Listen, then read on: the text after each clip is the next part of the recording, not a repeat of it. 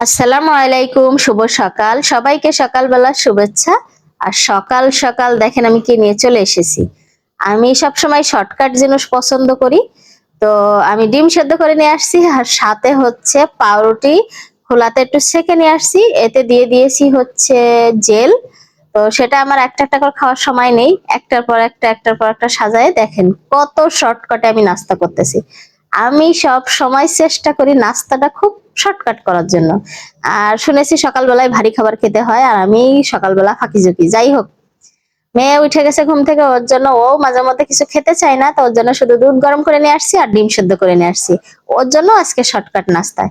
এরপরে ওর বাবা হচ্ছে গরুর মাথার মাংস নিয়ে আসছে।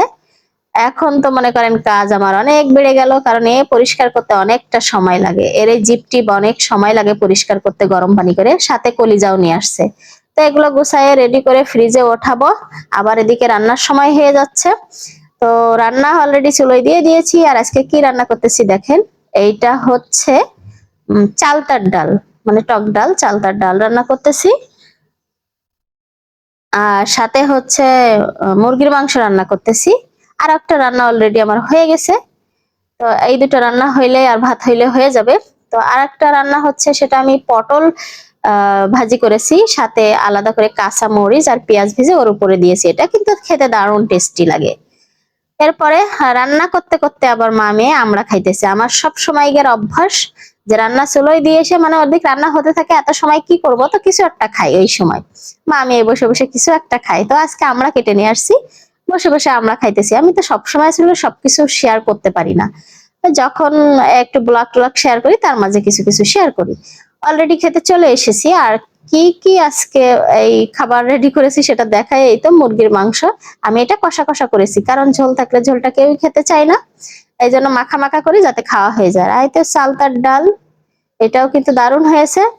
আর সাথে পটল ভাজা, পেঁয়াজ মরিচ ভাজা। আজকে এটাই আমার দুপুরের আয়োজন। তো আমরা খাওয়া দাওয়া করে নিয়েছি।